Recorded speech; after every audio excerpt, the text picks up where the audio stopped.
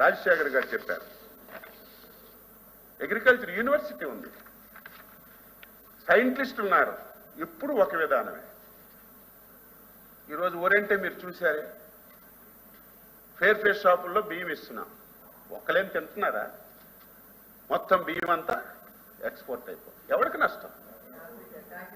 ఎవరికి నష్టం? అది విమర్శించుకుంటూ పోతుంది అది. నేను వ్యవసాయ శాఖ మంత్రికి వచ్చాను, ఏదైనా ఒక మార్పు చేయాలి చంద్రబాబు నాయుడు గారి ఆధ్వర్యంలోని. మొన్ననే 5 గంటలు కూర్చొని సైంటిస్టులకు పిలిచాను, మిల్లర్స్కి పిలిచాను, ఎక్స్పోర్ట్స్కి పిలిచాను, రాష్ట్రం నలుమూలల నుంచి తెలివైనటువంటి రైతులందరికీ పిలిచి 4 గంటలు కూర్చున్నాను.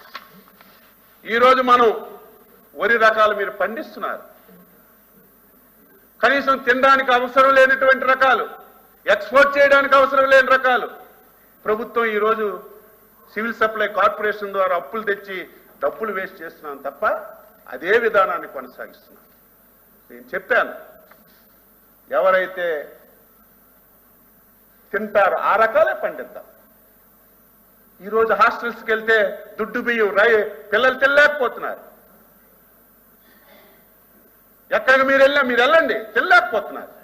అందుకే ఈ సంవత్సరం ఒక సిస్టమ్ పెట్టుకున్నాం. మన రాష్ట్రానికి, ప్రజలకి, విద్యార్థులకి మధ్యాహ్న భోజనానికి కావలసినటువంటి సన్న రకాలన్నీ ఐడెంటిఫై చేసి ఆ రకాన్నే శాస్త్రవేత్తలకు చెప్పి ఆ విత్తనాలే ఇచ్చి అవసరమైతే ఆ రకాలకి 200, 300 బోనస్ ఇచ్చేనే కొని సిస్టాన్ని మార్చాలని ఒక వినూత్న ప్రయోగం చేస్తున్నాం. అది సక్సెస్ అవుద్దా, సక్సెస్ అవ్వదా తర్వాత సంగతి. ఆ ప్రయత్నం చేసి ముందుకెళ్లాలని ప్రయత్నం చేస్తున్నామని చెప్పి తెలియజేస్తున్నా.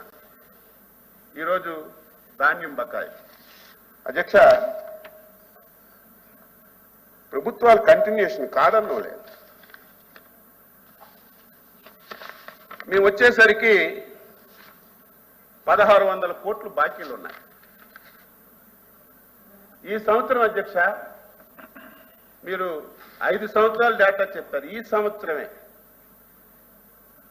34 లక్షల మెట్రిక్ టన్నులు ధాన్యం కొన్నాం. 8,000 కోట్ల రూపాయలు మీరు చెప్పినట్టుగా ఒక్క రోజులోని 24 గంటలు ఇచ్చాం. ఇంకా చాలా మంది సభ్యులు చెప్పారు, నేను అంగీకరిస్తున్నాను. ఇంకా కృష్ణా జిల్లాలో